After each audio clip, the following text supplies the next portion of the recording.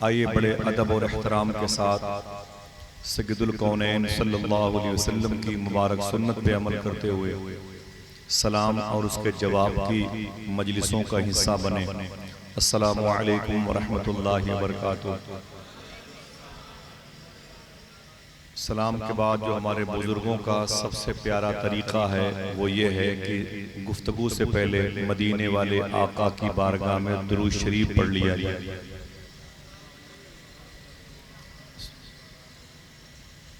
बैठे सब लोग बैठे रहें। माशाअल्लाह। आवाज़ इस माइक की थोड़ी सी साफ रखिएगा भैया, और बाहर बहुत दूर तक जो आवाज़ जा रही है उसकी ज़रूरत नहीं है। इसका ईको बिल्कुल बंद कीजिएगा, आवाज़ थोड़ी सी बढ़ा दीजिएगा इंशाअल्लाह। दुरूद शरीफ के बारे में हुजूर सूफ़ी सुल्तान मियाँ शाह साहब क़िबला फरमाते हैं, दुरूद शरीफ पढ़ने का तरीक़ा क्या है। ये जमीयत का पूरा करीब में इब्राहिमपुर, ये खरगापुर, महमूदपुर, ये जटवारा, ये डरवा की ज़मीन, ये खटवारा की ज़मीन, इलाहाबाद और प्रतापगढ़ के मुबारक वो गिरदो नवाह हैं जहाँ अभी भी बुज़ुर्गों के नक़ूश कदम के पाकीज़ा आईने को अपने दिलों की दीवारों पे चस्पा करने वाले मौजूद हैं। परवरदिगार आलम हम सबको और हम सब की नस्लों को अपने दोस्तों की बारगाह में झाड़ू लगाने वाला बनाए, आमीन कह दें। दुरूद शरीफ के हवाले से एक बात सुने, बैठे रहें। सूफ़ी सुल्तान मियाँ फरमाते हैं कि पूछा गया कि दुरूद शरीफ पढ़ने का तरीक़ा क्या है, तो सूफ़ी साहब फरमाते हैं कि दुरूद शरीफ पढ़ने का तरीक़ा वही है जो नमाज पढ़ने का तरीक़ा है। पूछा गया कि नमाज पढ़ने का तरीक़ा और दुरूद का तरीक़ा सेम है। आप फरमाते हैं हाँ। मैंने कहा जैसे आप फरमाते हैं कि मदीने वाले आका सल्लल्लाहु अलैहि वसल्लम ने इरशाद फरमाया, ऐसे नमाज पढ़ो जैसे या तुम खुदा को देख रहे हो या खुदा तुम्हें देख रहा है। फिर फरमाते हैं ऐसे ही दुरूद शरीफ पढ़ना चाहिए। देखना है कितने लोग सुभान अल्लाह कहते हैं। फरमाते हैं ऐसे ही दुरूद शरीफ पढ़ना चाहिए या तुम नबी को देख रहे हो या नबी तुम्हें देख रहा है। बहुत बड़ी बात है। डॉक्टर वासिफ अली वासिफ जो तकरीबन 29-30 साल पहले विसाल फरमा गए, कलंदर दरवेश सिफत बुजुर्ग थे पड़ोसी मुल्क में, उनसे पूछा गया दुरूद पढ़ने की शर्त क्या है, दुरूद पढ़ने की शर्त क्या है। तो वासिफ अली वासिफ ने फरमाया दुरूद पढ़ने की एक शर्त है। कहा वो क्या। आप फरमाते हैं कि दुरूद पढ़ने वाला और जिस पर दुरूद पढ़ा जाए, सुनिएगा पहले, दुरूद पढ़ने वाला यानी आप और हम, जिस पर पढ़ा जा रहा है मदीने वाले आका, समझ रहे हैं। वासिफ अली वासिफ फरमाते हैं कि दुरूद पढ़ने की शर्त यह है कि दुरूद पढ़ने वाला और जिस पर दुरूद पढ़ा जाए दोनों का जमाना एक होना चाहिए। समझ रहे हैं, दोनों का जमाना एक होना चाहिए, दुरूद पढ़ने वाले का और जिस पर पढ़ा जाए। तो लोगों ने कहा कि तो फिर बाबा हम कैसे हुजूर पर दुरूद पढ़ें, हम तो हुजूर के 1400 साल के बाद आए हैं, हमारे ज़माने में तो हुजूर नहीं है। तो कहने लगे कि तुम हुजूर के ज़माने में नहीं लेकिन हुजूर तो तेरे ज़माने में है। पूछा गया हुजूर हैं कहाँ हैं, कहा सबूत क्या है, इसकी दलील प्रूफ क्या है। तो कहने लगे चांद निकलता है यही इसकी दलील है, सूरज चमकता है यही इसकी दलील है। हुजूर हैं बगैर किसी पिलर के आसमान रुका हुआ है, यही हुजूर के होने की दलील है। ज़मीन का बैलेंस कायम है, यही हुजूर के होने की दलील है। ज़मीन से उड़ करके पानी आसमान की तरफ, फिर आसमान से बरसता है ज़मीन की तरफ। ये निज़ाम कायनात जो परवरदिगार आलम चला रहा है, इसका मतलब उसका हबीब है, क्योंकि ये हुजूर कायनात की जान है, जान है तो जहान है। समझ रहे हैं आप, सुभान अल्लाह। तो दुरूद शरीफ पढ़ें और हुजूरी के तरीके से आपका दिल नर्म हो, आपकी तवज्जो हुजूर की तरफ हो, आप मदीने से दूर नजर आएं लेकिन आपका कल्ब हुजूर की बारगाह में हो। हाजिर बाश लोगों में शामिल हो जाए।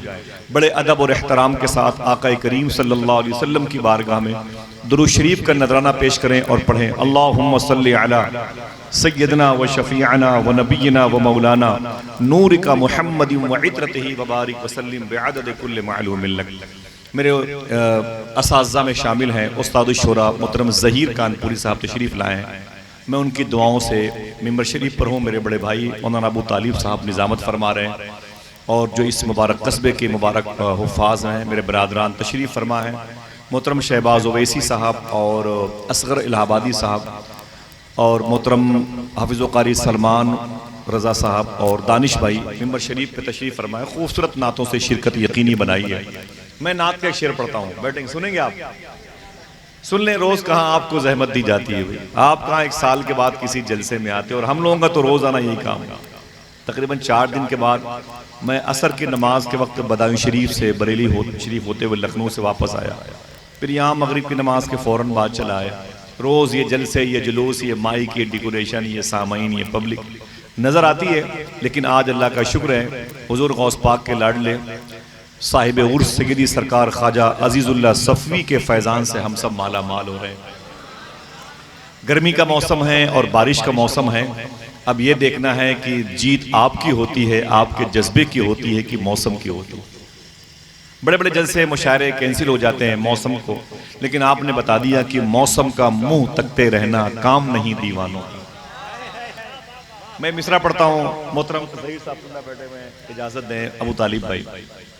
रुकू सजदे तशहुद क़याम बनते गए। कोई भी खारजी आवाज नहीं बुलंद करे भाई, ठीक है। रुकू, मेरे भाई बैठे हुए महमूदपुर से आए हुए हैं माशाल्लाह, हुजूर शहीद मिल्लत की बारगाह से। रुकू सजदे तशहुद क़याम बनते गए। फिर से पढ़ता हूं, रुकू सजदे तशहुद क़याम बनते गए, हुजूर चलते गए और निजाम बनते गए। रुकू सजदे तशहुद क़याम बनते गए, हुजूर चलते गए और निजाम बनते गए। जो लोग पुश्तों से कुछ भी न थे सिवाय गुलाम। रुकू सजदे तशहुद क़याम बनते गए, हुजूर चलते गए और निजाम बनते गए। जो लोग पुश्तों से कुछ भी न थे सिवाय गुलाम, दुरूद पढ़ते गए और इमाम बनते गए। जो नारे तकबीर, नारे रिसालत, फैज़ाने औलिया इकराम, मसलके आला हज़रत, सुभान अल्लाह। जो लोग पुश्तों से कुछ भी न थे सिवाय गुलाम, दुरूद पढ़ते गए और इमाम बनते गए। दुरूद पढ़ते गए, हाथों को उठा के बोले, दुरूद पढ़ते गए और इमाम बनते गए। बस एक नामे मोहम्मद सल्लल्लाहु अलैहि वसल्लम, ऊंची आवाज में बोले, बस एक नामे मोहम्मद चुना गया और फिर इस एक नाम से सब नेक नाम बनते गए। जो लोग पुश्तों से कुछ भी न थे सिवाय गुलाम, दुरूद पढ़ते गए और इमाम बनते गए। शबनम जबलपुरी साहब के बहुत अच्छे शेर पढ़े मेरे भाई ने, मुझे शेर याद आया। शबनम साहब मुझसे बड़ी मोहब्बत फरमाते थे। एक शेर पढ़ता हूँ, इमाम हुसैन की याद आई। हालांकि समझना मुश्किल है मेरा भी और आप दोनों का, लेकिन शेर है, नबी का फूल था वो और अली की शान था वो, यकीन है मेरा कि कुरान की जबान था वो। हाथों को उठा के बोले या हुसैन, फिर से या हुसैन, या हुसैन। ये नाम इसमें आजम की तासीर रखता है। सुभान अल्लाह।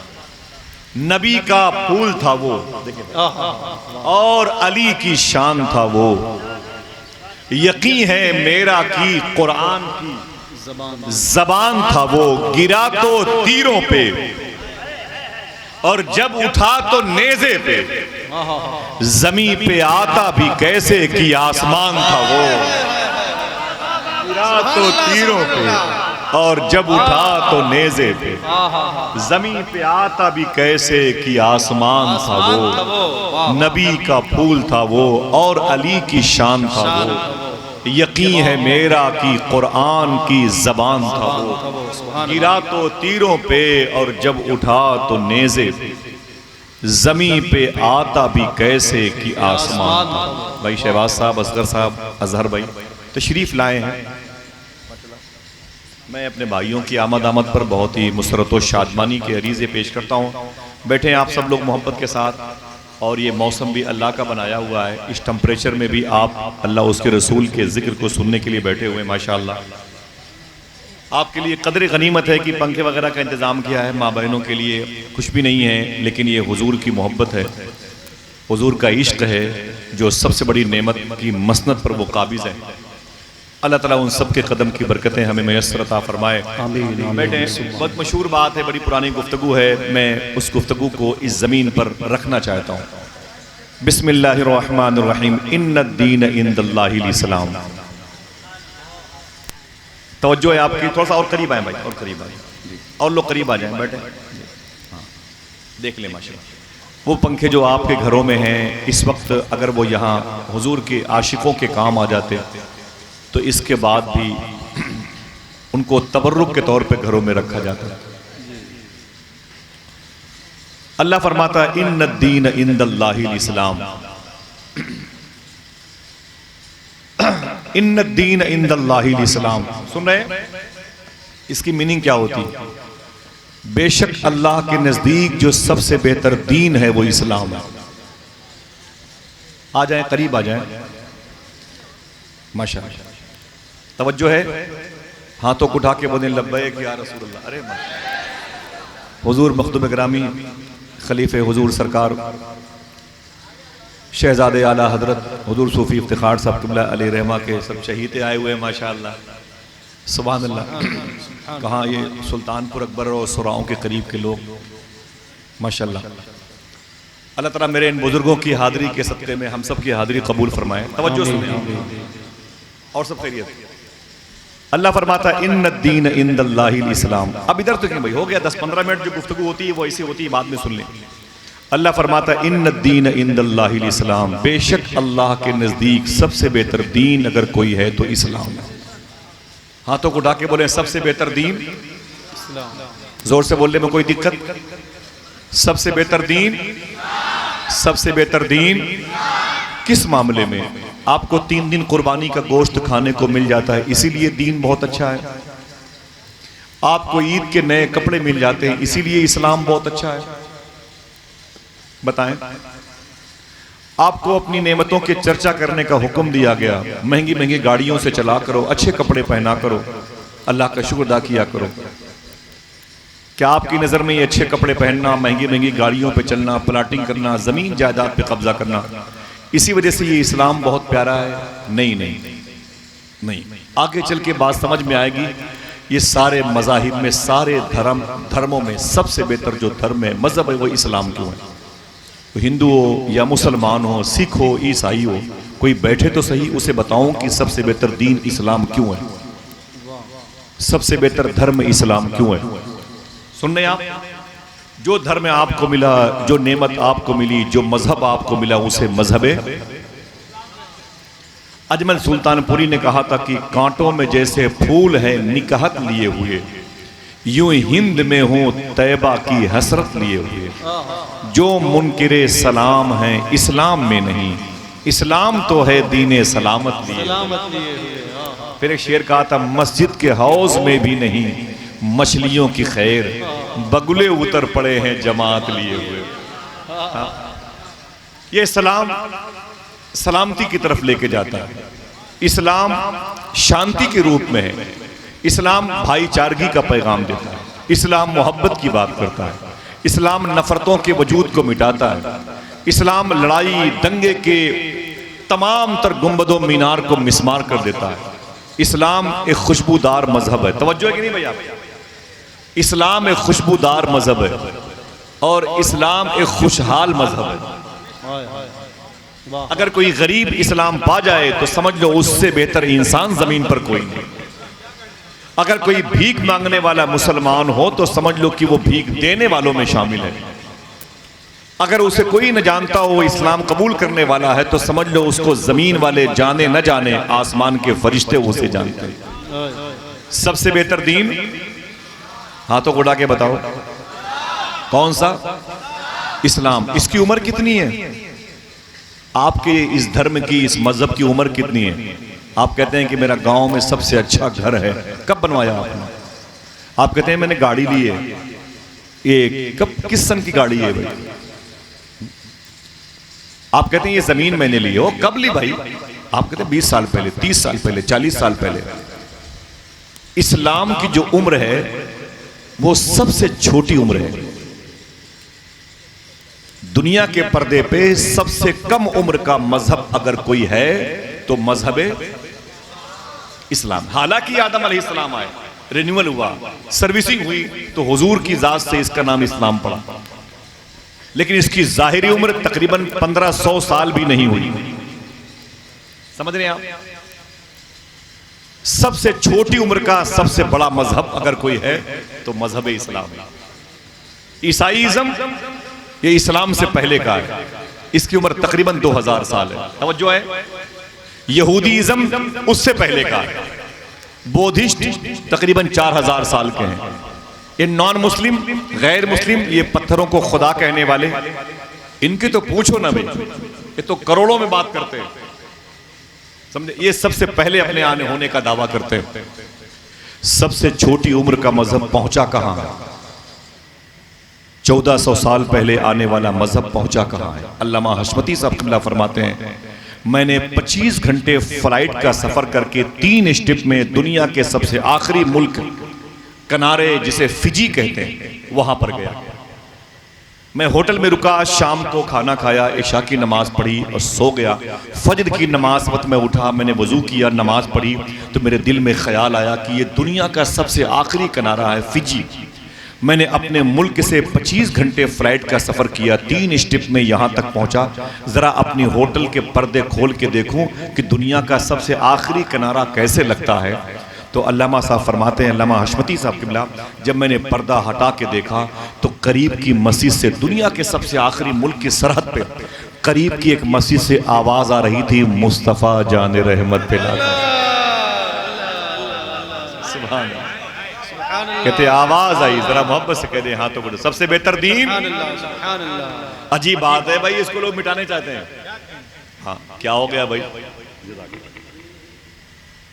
इसको लोग मिटाना चाहते हैं। जो दीन ताइफ में न मिटा कभी नहीं मिटेगा, जो दीन करबला में न मिटा वो कभी न मिटेगा। इसको मिटाने वाले नासा के बड़े बड़े साइंटिस्ट आज वो इस्लाम कबूल करके काबे का तवाफ कर रहे हैं। कुरान की तौहीन करने वाले, कुरान को जब पढ़ने की नौबत आई, कुरान में ऐब ढूंढने की नीयत से कुरान उठाया तो 2 महीने भी नहीं गुजरे कि इस्लाम कबूल करते हुए नजर आ रहे हैं। हुजूर सल्लल्लाहु अलैहि वसल्लम की अजमत पर मजाक करने वाले पत्थर फेंके गए, लेकिन जब उन्होंने एक मरतबे किसी स्टिकर में हुजूर के रोजे की तस्वीर देखी तो आंखों से आंसू निकले और इस्लाम कबूल करते हुए नजर आए। कभी इंशाअल्लाह मैं आऊंगा तो आपके कदमों के नीचे बैठकर इस्लाम कबूल करने वालों की फहरिस्त बताऊंगा इंशाअल्लाह। इंशाअल्लाह कहते हैं ठीक है। सबसे बेहतर दीन, ऊंची बोले सबसे बेहतर दीन। लेकिन लेकिन लेकिन सुने आप, जो कोई हिंदू मजहब के भी दोस्त हो, मैं चाहता हूं कि वो आ जाएं, थोड़ी सी बात सुन लें इस्लाम किसे कहते हैं। अगले साल मैं 7 या 8 मुहर्रम शरीफ को उदयपुर में था, जहां पर एक मर्डर हुआ था कन्हैया का, और उसी के करीब में जलसा होता है। मैं 20 साल से जाता हूँ उदयपुर में। मैंने ये गुफ्तगू की थी तो सीओ साहब बैठे थे, वो बोले कि आज मुझे पहली मरतबा पता चला है कि इस्लाम इतना प्यारा मजहब है। पहली मरतबा मुझे किसी ने बताया कि इस्लाम इतना प्यारा मजहब है। आज मैं बताता हूँ अपने भाइयों को, जो आपने मुझे बताया है इससे साबित होता है वाकई इस्लाम सबसे बेहतर मजहब है। लेकिन जॉर्ज बर्नार्ड शॉ बहुत बड़ा दानिश्वर है, बहुत बड़ा डॉक्टर, फिलासफर, 200 से ज्यादा लोगों का दिमाग मिला करके अकेले दिमाग पाने वाले जॉर्ज बर्नार्ड शॉ ने लंदन में एक मीटिंग चल रही थी, एक लॉज, एक कैंपस, एक हॉल में सेमिनार चल रहा था। टॉपिक क्या था? बड़े बड़े दुनिया के आए थे, जर्नलिस्ट वगैरह आए थे। टॉपिक ये था कि दुनिया में सुकून कैसे कायम आए, दुनिया के लोगों को राहत कैसे मिले। ये बम, ये हिरोशिमा का बर्बाद होना, युगोस्लाविया रूस के टुकड़े टुकड़े हो जाना, ये चंगेज खां की हुकूमत, ये दबदबे, ये उरियानियत, ये नंगापन, इसका खात्मा कैसे हो, सुकून कैसे हो। टॉपिक यही था, सुकून कैसे हो। वो ईसाई बहुत बड़ा डॉक्टर था जिसका नाम था जॉर्ज बर्नार्ड शॉ, अजीम दूरंदेश इंसान था। जब उसका वक्त आया स्पीच देने का, जब वो माइक पर आया तो जॉर्ज बर्नार्ड शॉ ने एक कप चाय मंगवाई। जब चाय टेबल पर आ गई तो जॉर्ज बर्नार्ड शॉ ने कहा, ऐ लोगों, किस टॉपिक पर गुफ्तगू हो रही है? कहा, दुनिया में सुकून कैसे कायम हो। तब जॉर्ज बर्नार्ड शॉ ने एक जुमला कहा था, ये बताओ कि ये एक कप जो चाय अभी अभी आई है, ये कितनी देर तक गर्म रहेगी, कितनी देर तक ये चाय गर्म रहेगी। तो लोगों ने कहा कि सर, ये तकरीबन 5-7 मिनट तक ये चाय गर्म रहेगी, उसके बाद ठंडी हो जाएगी। वहाँ पर कोई मुसलमान नहीं था, कोई बौद्धिस्ट, कोई जैनिस्ट, कोई अर्ज परस्त, कोई फलक परस्त, कोई यहूदी, कोई ईसाई था, कोई कम्युनिस्ट, कोई लादीनियत का शिकार था, कोई मुसलमान न था। लेकिन मुसलमानों के नबी का फैज़ान देखो। जॉर्ज बर्नार्ड शॉ कहता है ये चाय 5-7 मिनट तक गर्म रहेगी। लोगों ने कहा हाँ। तब बर्नार्ड शॉ ने कहा था, बस जितनी देर तक ये चाय गर्म रहेगी उतनी देर तक के लिए ही सही, अगर आमीना का लाल दोबारा मदीने में पैदा हो जाए तो दुनिया में सुकून कायम हो जाएगा। अल्लाह, नारे तकबीर, बोले बोले बोले, रिसालत, फैज़ाने सरकारे गौसुल आज़म जिंदाबाद। सुभान अल्लाह, दुनिया में सुकून कायम हो जाए। वाह वाह, पूरा मोहब्बत से कहते हैं सुभान अल्लाह। दुनिया में सुकून कायम हो जाएगा। आखिर खूबी क्या है इस्लाम के अंदर, वो हमारे और आपके अंदर नजर नहीं आती, इसलिए लोग कंफ्यूज हो गए। हम तन्हा खाते हैं, लोगों को दिखा दिखा के खाते हैं, इसलिए लोग इस्लाम से नफरत करते हैं। हम अच्छे कपड़े पहन करके फटे हुए कपड़े पहनने वालों का मजाक उड़ाते हैं, इसलिए लोग हमसे नफरत करते हैं। हम ब्रांडेड जूते पहन करके गरीबों की चप्पलों के सामने यूं करके बैठते हैं और जूते हिलाते हैं, सोने की अंगूठियां हराम पहन करके गरीबों को दिखाते हैं। लोग समझते हैं कि शायद ये वो इस्लाम नहीं है जो मदीने वाले आका ने लॉन्च किया था, जो हमने बनाया है, ये हमारा खुद साख्ता है। अल्लाह माफ़ फरमाए। दुआ करो अल्लाह हमें हुजूर का लाया हुआ इस्लाम, जो गौसे आज़म और गरीब नवाज से चल करके हिंदुस्तान में आया, उस इस्लाम की राह का मुसाफिर बनाए। आमीन कह दें। आइए देखें वो इस्लाम कैसा था जो हुजूर लेके आए, जो सिद्दीक़ो उमर, उस्मानो अली ने जिसे मेहनत करके लॉन्च किया, जिस इस्लाम को यहाँ तक पहुँचाने के लिए इमाम हसन के छोटे भाई, सबसे बड़े सरकार इमाम हुसैन ने मैदान करबला में अपनी जान कुर्बान। वो इस्लाम कैसा था, बैठेंगे सुनेंगे इंशाल्लाह। अल्लाह मेरे भाइयों को, मेरे बच्चों को, मेरी माँ बहनों को सलामत रखे। थोड़ा सा इस्लाम सीख जाएं, बड़ी जिम्मेदारियाँ हैं, बड़ी जिम्मेदारियाँ, खुदा की कसम। देखें इस्लाम किसे कहते हैं। आज किसी को भूख लगती है तो लोग कहते हैं वो साला ऐसा है ही है, उसे भूखा मरना चाहिए। अगर किसी को प्यास लगती है तो लोग साले को तड़पने देना, उसे मर जाने देना, उसकी औकात यही है कि वो प्यासा मरे। अगर किसी के बच्चे फटे हुए कपड़ा पहनते हैं तो लोग कहते हैं कि मुझे मालूम था कि ये जलील होगा। अल्लाह अल्लाह, यार ये क्या मतलब। करीब में तुम्हारे बच्चे फल फ्रूट्स खाते रहते हैं और एक गरीब इंसान अपने हाथों में सूखी हुई रोटियां लेकर के तुम्हारे बच्चे के सामने रोता रहता है। ये कौन सा इस्लाम है? आइए बताता हूं कि हुजूर ने कौन सा इस्लाम पेश किया। मशहूर बातें हैं जो मेरे दोस्तों को याद है, आप याद कर लें ताकि आप मुझे कभी बता दीजिएगा, मैं भूलने ना पाऊं, इस अमल को अपने अंदर शामिल कर लूं, अलामत बन जाए। मेरे आका सल्लल्लाहु अलैहि वसल्लम का शहर है जिसे मदीना शरीफ कहते हैं। सुभान अल्लाह, क्या कहते हैं? जो लोग जाना चाहते हैं जरा मोहब्बत से कहते हैं सुभान अल्लाह। अच्छा, आपका दिल नहीं रोता, आपका दिल तड़पता नहीं कि लोग मदीने जाते हैं, चले भी आते हैं और आप खाली एक सेहरा पहना के घर चले आते हैं? जब वो आते हैं तो एक खजूर और जमजम पी के फिर घर चले आते हैं। आप सोचते क्यों नहीं कि वो मदीना हम क्यों नहीं गए, हुजूर का शहर हमने क्यों नहीं देखा? हालांकि 1 लाख रुपए मदीने की ज़ियारत में उम्रे में खर्च होते हैं, लोग उतने पैसों के बाथरूम में इटालियन टाइल्स, लेटरिन के फ्लैश लगाते हैं, वो टोटी, वो वाश बेसन पे सामान लगाते हैं और लोगों से कहते हैं अल्लामा अबू तालिब साहब चलिए घर पे कदम रख दीजिए। कदम मतलब नहीं है, मतलब ये कि हमारे घर का सामान देखने। मेरे भाई वो किस काम का? तेरी आंखों ने हुजूर के रोजे को नहीं देखा। हाँ, किस काम की दौलत, किस काम की दौलत क्यों ले जाता है उलमा को अपने घर में? मेरे भाई सुनो, बात हुजूर के शहर की है, मोहब्बत से कह दो सुभान अल्लाह। एक यहूदी इस्लाम का सबसे बड़ा दुश्मन होता है। उस मर गया तो उसके मरने के बाद उसका एक बेटा अपनी माँ के साथ रहता था। माँ अमीरों के घरों में झाड़ू पोछा लगाती थी, 2 रोटियां उसे मिलती थी तो एक खुद खाती थी, एक उसका बेटा खाता था। आहिस्ता आहिस्ता उसकी माँ बूढ़ी हो गई। जब माँ कमजोर हुई तो चलने फिरने की ताकत न रही। जब कम बुढ़ापे में पहुंची तो बिल्कुल ज़ईफी का आलम हो गया। उसके कपड़े बड़े फटे हुए थे, गरीबी उसकी तकदीर बन गई, उसका मुकद्दर बन गई। अब घर से निकल ना सकी तो 2 रोटियों से महरूम हो गई। उसका बेटा भी बड़ा कमजोर होता चला गया। एक दिन बेटा अपनी माँ के पास आया, बोले मेरी माँ, खानदान बड़ा है, कबीले बड़े हैं, बड़े बाप का बेटा हूँ, लेकिन बाप जब से मरा है अम्मी मैंने पेट भर खाना नहीं खाया। तू झाड़ू पोछा लगाती थी तो मुझे 2 रोटियां मिलती थी, एक रोटी तू खाती थी, एक मुझे देती थी। ऐ मेरी माँ, जब से तू कमजोर हुई है तेरे कपड़े फट गए हैं, और यानियत की वजह से, कपड़ों की बोसीदगी की वजह से तू बाहर निकलती नहीं है। ऐ मेरी माँ, क्या हम ऐसे ही भूखे मर जाएंगे? हमारे सगे चचेरे भाई हमारे चेहरे पे थूक देते हैं, कहते हैं जालिम मनहूस अपने बाप को खा गया, अब मेरी तरफ क्यों ताकता है? लोग मेरे सामने अच्छे अच्छे खाने खाते हैं। ऐ मेरी माँ, मैं रोता हूँ, कहाँ जाऊँ? इतना बड़ा शहर मदीना है जहाँ पर कोई किसी का साथ नहीं देता। ऐ मेरी माँ, कोई है मदीने में जो हमें रोटी दे दे, हमें खाना खिला दे, हमारा पेट भर दे, वरना मेरी माँ मैं मर जाऊंगा। है कोई? तो माँ ने रोते हुए कहा, ऐ मेरे बेटे, मरना ये हमारी और तेरी तकदीर में लिखा हुआ, भूखे एड़ियां रगड़ के मर जाएंगे, तुझे कोई खाना न देगा।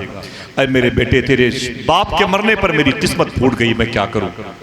मैं बेवा हो गई, अब बूढ़ी हो गई, तू मरेगा मैं भी मरूंगी। बेटा कहता, ना मेरी माँ, ये बता, इतने बड़े मदीने में कोई है जो गरीबों से प्यार करने वाला, जो गरीबों से मोहब्बत करने वाला? उसकी माँ ने कहा, बेटे इस मदीने में कोई नहीं है। अगर आप सुभान अल्लाह कहने का वादा करें तो उसके बाद के जुमले बता दूं। माँ कहती है, मेरे बेटे इस मदीने में कोई नहीं है, लेकिन एक है जिसे आमीना का लाल कहते हैं। जीते रहिए माशाल्लाह। अल्लाह तुम्हारे माँ बाप की मग़फ़िरत फरमा दे, आमीन कह दो। असातिज़ा बैठे हुए हैं और मेरे शोराए नात बैठे हुए, अल्लाह अल्लाह सुभान अल्लाह। बैठे बैठे फिर से हाथों को उठा के बोले लब्बैक या रसूल अल्लाह। फिर से बोले सबसे बेहतर दीन। सुने, समझें, याद करें। हम तकरीर नहीं करते कि सुन के मजे लें या भूल जाए, हम तकरीर चाहते हैं कि आप याद कर लें। तकरीर नहीं करते न लोग कहेंगे कि डिग्री कहाँ की है। तबलीग भी नहीं करते, हम मुबल्लिग भी नहीं है, हम तो एक दर्द बयान करते हैं मेरे भाई। हमें इन सब बखेड़ों में पढ़ना नहीं है, ठीक है? एक दर्द है जो बयान करते हैं, समझे? जिसको अच्छा लगे वो ले ले, वरना वापस कर दें। बड़ी मंडी है, कहीं और ये माल बिकेगा, समझ रहे हैं? सबसे बेहतर दीन, ऊंची बोले, सबसे बेहतर दीन इस्लाम है। माँ ने कहा, मेरे बेटे इस मदीने में कोई नहीं, हाँ एक है जिसे आमीना का लाल कहते हैं, जिसे नबियों का सरदार कहते हैं। बेटे ने कहा, मेरी माँ ये कौन है? मेरी माँ ये कौन है? अल्लाह अल्लाह।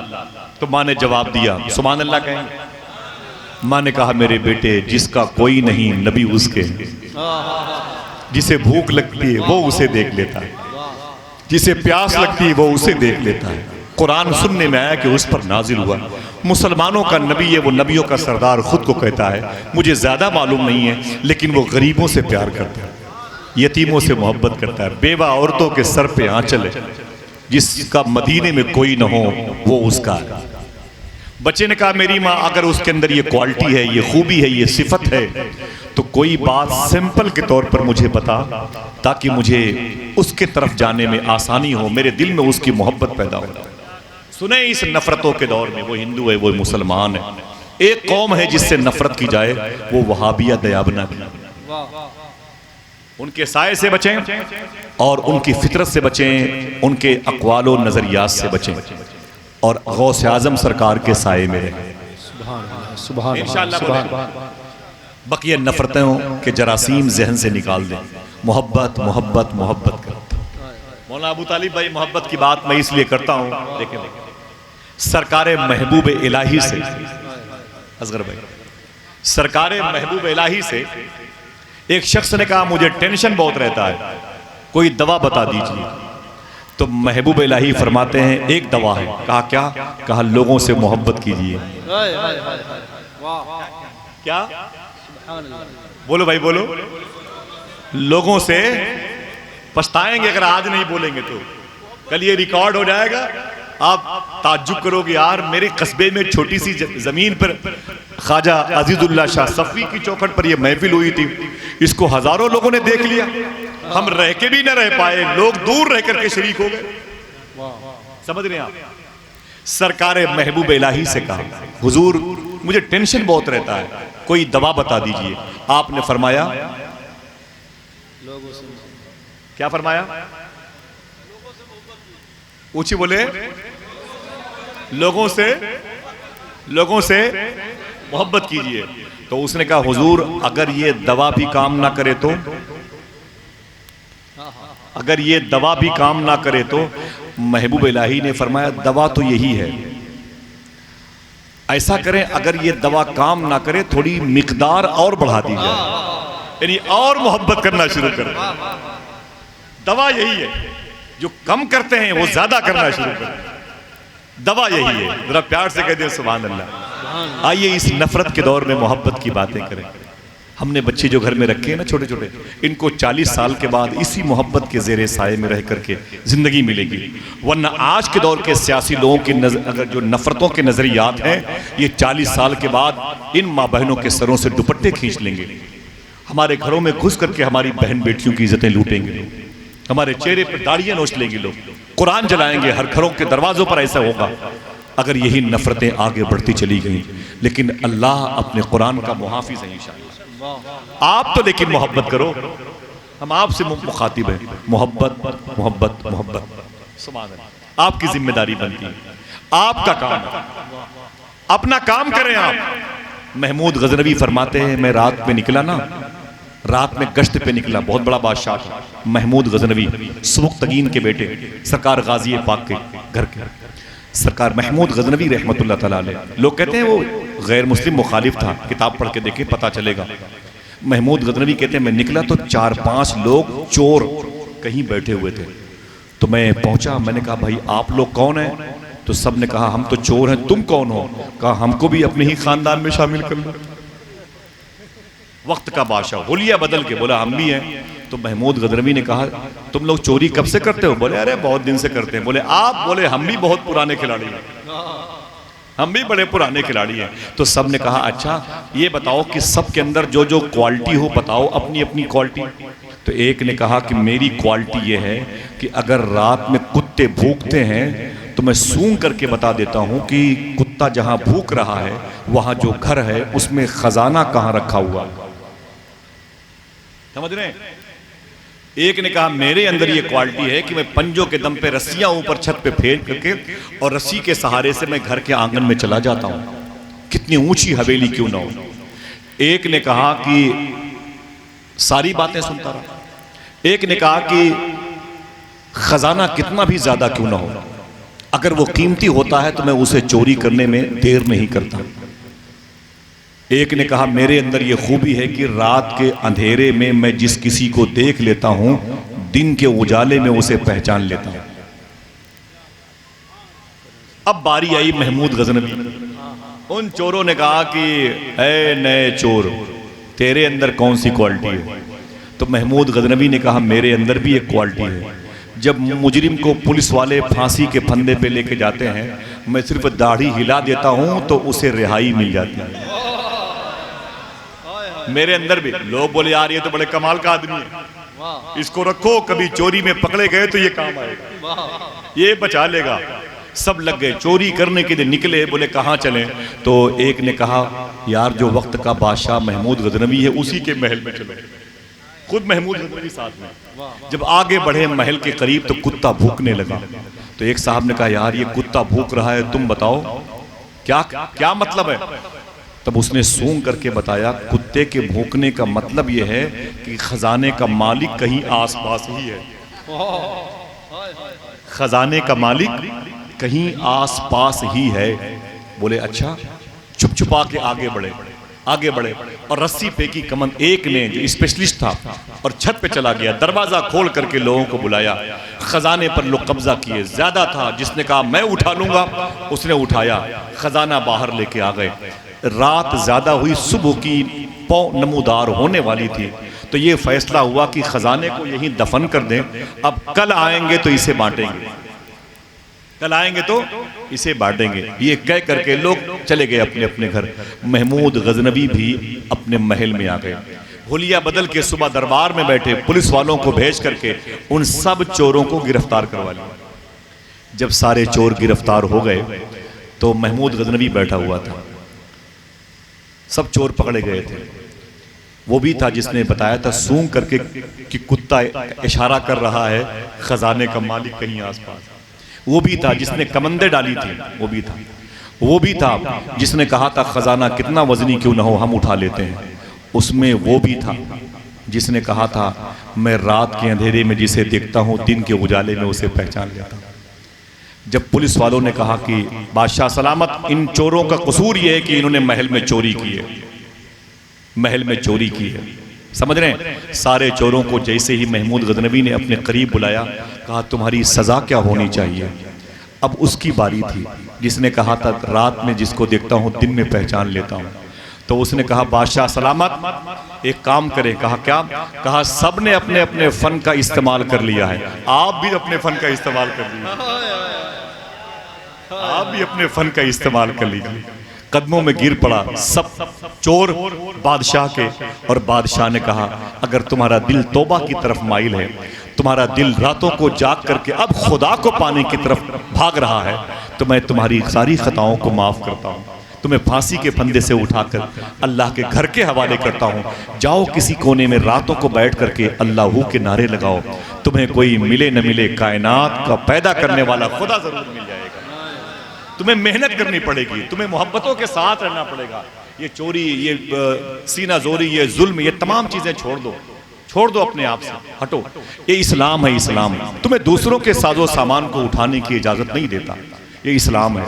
जरा उठा के बोलो हाथ को, सबसे बेहतर दीन, ऊंची बोले सबसे बेहतर दीन इस्लाम है। बात चली है हुजूर सल्लल्लाहु ताला अलैहि वसल्लम के दौरे हयात का। वो बच्चा कहता है मेरी माँ, अगर वो नबी बच्चों से मोहब्बत करता है, मेरी बहनों सुनो, मेरे भाई सुनो, वो नबी अगर यतीमों से मोहब्बत करता है तो मुझे जरा सा उसके बारे में कोई सिंपल तो बताओ कि वो वाकई ऐसे है, मैं उसके पास जाऊंगा तो खाली हाथ वापस नहीं आऊंगा। माँ ने कहा बेटे सुन, एक मर्तबे एक पागल औरत उस नबी के घर में गई, नबी की मस्जिद में गई, दरवाजे पे खड़ी होकर उसने कहा ऐ मुसलमानों के नबी बाहर आइए। तो हुजूर खड़े हुए और बाहर आ गए। धूप बहुत ज्यादा तेज थी। उसने हुजूर से कहा खड़े रहिए। हुजूर खामोश खड़े थे।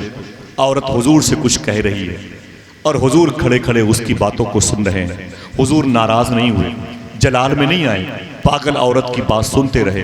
हुजूर के गुलाम परेशान थे। जिस औरत ने हुजूर को बुलाया था और दिमाग उसका खराब था, लेकिन वो खामोश थे, अदब में। बहुत देर तक वो खड़ी थी। औरत हुजूर को भी धूप में खड़ा कर रखा था। तब उसने कहा ऐ मुसलमानों के नबी जाओ, चलो आप जाओ अपने गुलामों के पास। हुजूर मुस्कुराते हुए वापस आए। जैसे अपने गुलामों के पास बैठे, जैसे अपने गुलामों के पास बैठे, वैसे मालूम है क्या हुआ? अल्लाह अकबर। उमर फारूक आजम खड़े हो गए और खड़े होने के बाद अफसोस के साथ बोले आका, जिस औरत ने आपको अभी बुलाया था, इतनी देर तक धूप में खड़ा किया था, वो औरत पागल है, पागल। पूरे मदीने में कोई उससे बात नहीं करता, पूरे मदीने में कोई उसकी गुफ्तगू नहीं सुनता। सरकार आप इतनी देर तक धूप में खड़े होकर उसकी बातों को सुनते रहे। मेरे आका की आंखें अश्क बहार से। हुजूर ने फरमाया ऐ उमर, जिससे कोई बात नहीं करता मोहम्मद उसी से बात करने के लिए आया हुआ है।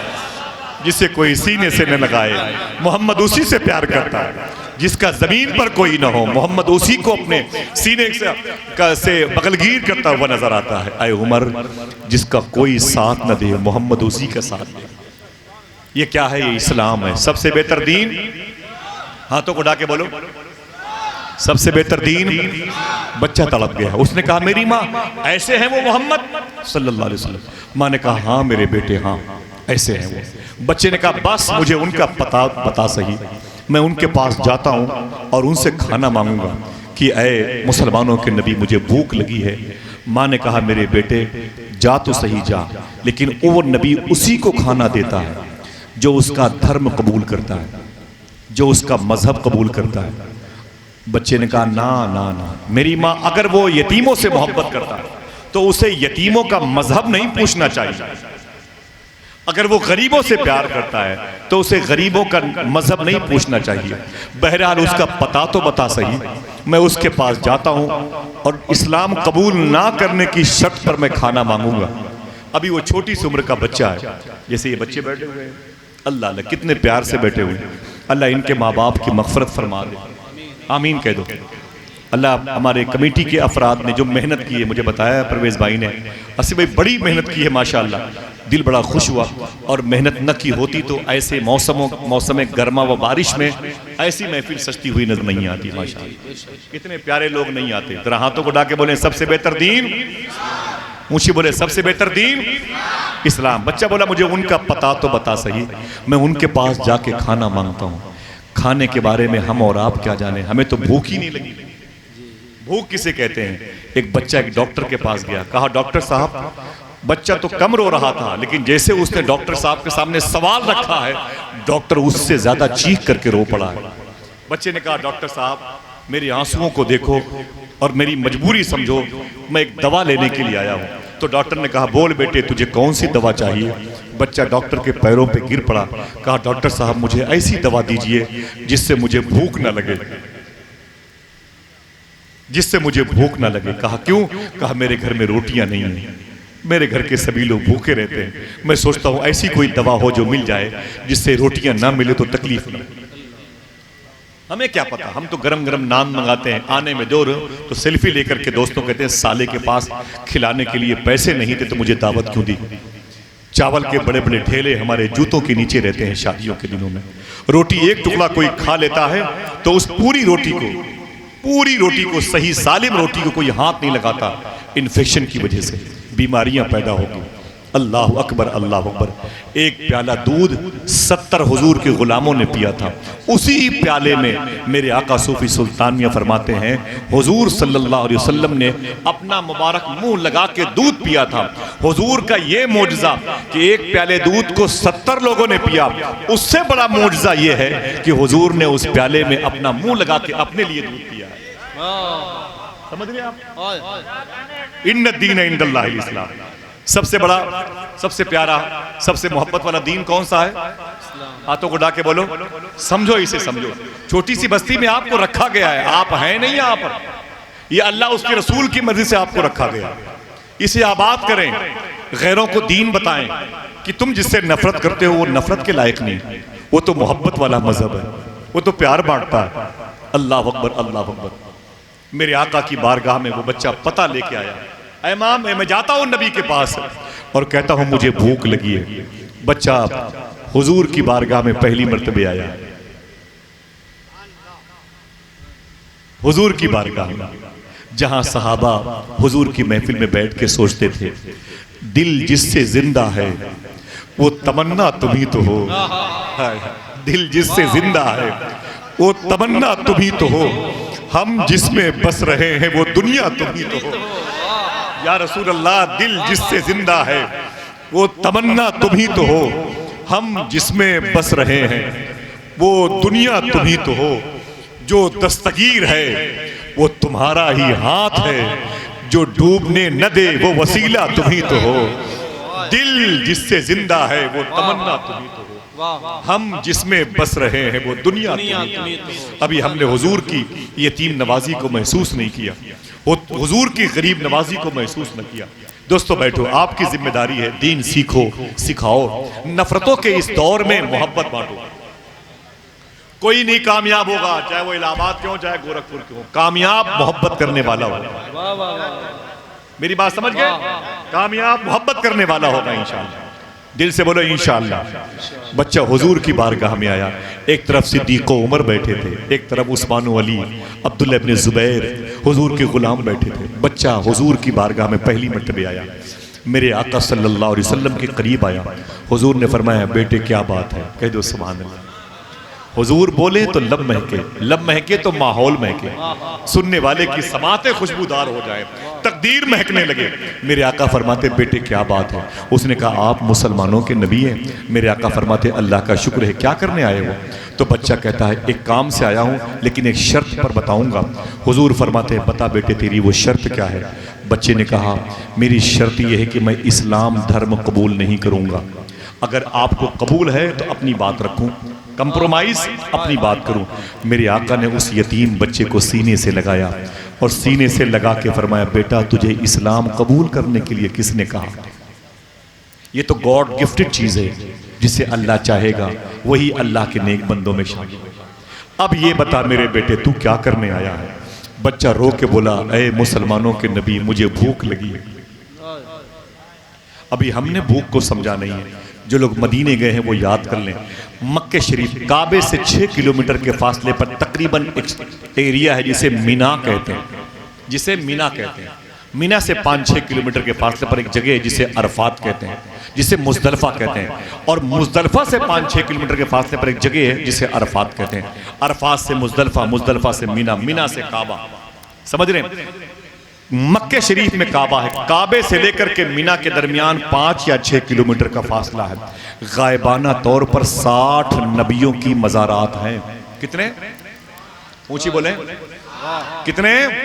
60 नबियों की मज़ारात हैं। ये वो नबी हैं जिनकी मौतें भूख की वजह से हुई भाई, ये वो नबी हैं जिनकी मौतें भूख की वजह से हुई। अभी हमने इस फलसफे को समझा नहीं। हुजूर ने अपने पेट पर पत्थर बांध करके तुम्हारे बच्चों के खाने का इंतजाम किया। भूल गए हुजूर को? हुजूर के नवासों ने करबला में प्यासे रह करके आपको जहन्नम से निकाला और जन्नत में ले गए। भूल गए इमाम हुसैन की कुर्बानी को? याद तक नहीं करते। सोने से पहले 2 आंसू भी हुजूर के नाम पर नहीं बहते। सूफी सुल्तान ये फरमाते ऐ लोगों कम से कम 23 घंटा 55 मिनट अपने बीवी बच्चों के साथ रहा करो, कारोबार के साथ चिपक के रहा करो, अपनी बिजनेस का जो ठेकरा है सर पे रख के घूमा करो 23 घंटे 55 मिनट, लेकिन 24 घंटे में 5 मिनट हुजूर के लिए निकाल लिया। क्या बिगाड़ा है इस्लाम ने? आपका दुरूद भी नहीं पढ़ते। क्या तकलीफ है आपको इस्लाम से? आपको हुजूर रास नहीं आते, हुजूर की बातें आपको अच्छी लगती नहीं है। हाँ, हुजूर को छोड़ करके दुनियावी तौर पर ये मगरिबी तहजीब के दिलदादा लोगों से मोहब्बत करते हो, अंग्रेज़ों से, यहूदियों से, फैशन करने वाली तंजीमों से वाबस्ता हो, फिल्मी एक्ट्रेस से मोहब्बत करते हो, ये हीरोइनों को अपने घरों में आप ला के रखे हुए दीवारों पर। ये क्या मतलब है? कभी आपने हुजूर को याद नहीं किया? 2 आंसू भी नहीं बहाया तकिए पर सोने से पहले। आइए हुजूर की कुर्बानी देखे। हुजूर यतीमों से कितनी मोहब्बत करते थे। मेरे आका फरमाते बोल बेटा क्या बात है? बच्चे ने कहा ऐ मुसलमानों के नबी मुझे भूख लगी है। क्या? मुझे भूख लगी है। मेरे आका ने उस भूखे बच्चे को सीने से लगा लिया। अल्लाह, अल्ताफ हुसैन हाली कहता है वो नबियों में रहमत लकब पाने वाले, वो नबियों में रहमत लकब पाने वाले, मुरादें गरीबों की बर लाने वाले, उतर कर हिरा से सुए कौम आया और एक नुस्खे कीमिया साथ आया। यही वो नुस्खे कीमिया है जिसे इस्लाम कहते हैं। मेरे आका ने उस बच्चे को सीने से लगाया, उसे बिठाया, हुजूर घर के अंदर तशरीफ ले गए। और मेरे आका जब घर के अंदर गए, जब वापस आए तो हुजूर के हाथों में खाने के सामान, मोहब्बत से बोलो, हुजूर के हाथ में खाने के सामान, हुजूर के हाथ में रोटियां थी। अल्लाह अल्लाह। मेरे आका ने उस यतीम बच्चे को बिठाया और अगर आप सुभान अल्लाह कहने का वादा करे बता दूं, हुजूर ने अपने हाथों से उस यतीम बच्चे को खाना खिलाया। यही वो नुस्खे कीमिया है जो हमारे पास नहीं, यही वो नुस्खे नेमत है, नायाब नुस्खा है जो हमारे पास नहीं। हम तो नफरत करते हैं यार, अगर किसी ने आपके दरवाजे पर अल्लाह के नाम पर कुछ दे दीजिए, अबे चल निकल ले, अरे दारू पिएगा, शराब पिएगा, बच्चे चोरी करता है, मोबाइल चोरी करता है, निकल ले 20 लाठी मारूंगा, आप ये कह के भगा देते हैं सामने वाले को। आप ये भूल जाते हैं, सूफी सुल्तान फरमाते हैं जिस दरवाजे पर तुम्हारे सगे बेटे ने, बहुत बड़ी बात है भाई, सूफी साहब फरमाते हैं जिस दरवाजे पर तुम्हारे सगे बेटे ने रात के 1 बजे तक दरवाजा बंद करके बाहर के फसीलों पर बैठ के रात रात भर गाने बजाने, लूडो और पबजी गेम खेलने में वक्त गुजारा है, जिस दरवाजे पर तुम्हारे बेटे ने रात भर शैतान की बात मानी है, उसी दरवाजे पर एक फकीर ने खड़े होकर अल्लाह का नाम लिया है। ये बता कि मर्तबा बेटे का ज्यादा है या फकीर का ज्यादा? तेरे घर का स्टेटस बढ़ा तो फकीर की वजह से कि तेरे बेटे की वजह से? तेरे घर में बरकत आई तो फकीर की वजह से कि तेरे बेटे की वजह से? उस गरीब साइल की वजह से जिसने तेरे दरवाजे पर अल्लाह का नाम लिया। बड़ी बात है कि नहीं? जिसने शैतानों के साथ रात गुजारी है, उसे तुमने घर में एसी के हवाले रखा है। जिसने अल्लाह का नाम लिया है सुबह को तेरे दरवाजे पर, उसे तुम जूतों की नोक पर रखते हो। अबे तेरी औकात कैसे हुई यहां तक आने की? तू है कौन? बाहर निकल। ऐसी बात करते हैं। मेरे आका ने यतीम बच्चे को अपने हाथों से खाना किया। अगर समझ गए तो फिर से कह दे सुभान अल्लाह, सुभान अल्लाह, सुभान अल्लाह। हाथों को उठा के सबसे बेहतर दीन, सब बोले हाथों को उठा के सबसे बेहतर दीन। मेरी माँ बहनों सुनो, ये लोग घर से बाहर रहते हैं, तुम घरों में रहती हो। दरवाजे पर कोई फकीर आए तो एक रोटी सब्जी दे दिया करो, 2 चपाती अचार दे दिया करो। अगर वो हिंदू होगा, गैर मुस्लिम होगा, तो हो सकता है कि तुम्हारे शौहर मुसलमान की हलाल कमाई का नूर अल्लाह उसके दिल में ईमान के साथ डाल दे। समझ रहे भाई, है कि नहीं? उसके दिल में ईमान, कुरान की मोहब्बत पैदा हो जाए। यार मेहनत तो करो कि सारे काम कर गरीब नवाजी करेंगे, कुछ तो आपको भी मुझे भी करना चाहिए ना। हाँ, 700 रुपए किलो गोश्त खाएंगे लेकिन गोश्त किसी को दे नहीं सकते। अल्लाह अकबर। मेरे आका ने उस यतीम बच्चे को अपने हाथ से खाना खिलाया। जब बच्चा खाना खा चुका तो हुजूर ने फरमाया, बेटा तेरा बाप रोने लगा। बोला वो मर गया। तो फरमाया तेरी माँ? रो के बोला माँ जिंदा है। हुजूर फरमाते वो क्यों नहीं आई? तो बच्चा कहता है मेरी माँ बूढ़ी हो गई, अब चल नहीं सकती, मेरी माँ के कपड़े फट गए हैं आका, अब वो घर से निकल नहीं सकती, बेपर्दा हो गई, अब मेरी माँ कहाँ जाए, और भूख बहुत लगी है मेरी माँ को, घर पे पड़ी है रो रही है। तो हुजूर फिर घर के अंदर गए। मेरे आका ने उसकी माँ के लिए खाने जमा किए। मेरे आका ने उसकी माँ के लिए खाने इंतजाम किए, पैक किए। बताया कपड़े फट गए हैं तो हुजूर ने उसकी माँ के लिए कपड़े लाए। बोले सुभान अल्लाह, सुभान अल्लाह। हुजूर ने उसकी माँ के लिए कपड़े लाए। रवायतों में यह भी आता है कुछ पैसे भी हुजूर ने दिए थे। बच्चा कहता है हुजूर ने मेरी माँ के लिए रोटियां मेरे हाथों में दी। तो वो कहता है मैं कभी रोटियां देखता था, कभी आमिना के लाल के चेहरे के लिए, मुझे जानते भी नहीं थे, इतना प्यार किया। और कौन कर सकता है? वो नबियों में रहमत लक़ब पाने वाले, मुरादें गरीबों की बर लाने वाले। कितना रोटियां देखता था, कभी हुजूर का चेहरा देखता था। पहली मर्तबे हुजूर को देखा है। ऐसा प्यार, ऐसी मोहब्बत किसी को नहीं देखी। हुजूर ने उस बच्चे का हाथ पकड़ा। वो बच्चा कहता है मुझे हुजूर ने पकड़ा, घर के बाहर ले आए, फिर पलटा के मुझे अपने घर का दरवाजा दिखाया। कोई भी बच्चे भी खामोश ना रहेंगे, कोई भी खामोश ना रहे। जुमला सुने आप। मेरे आका सल्लल्लाहु अलैहि वसल्लम ने उस बच्चे से फरमाया बेटा इस दरवाजे को पहचान ले, अगर ज्यादा गर्मी लग रही है तो उसका इलाज भी सुभान अल्लाह, सुभान अल्लाह। कोई खामोश न रहे।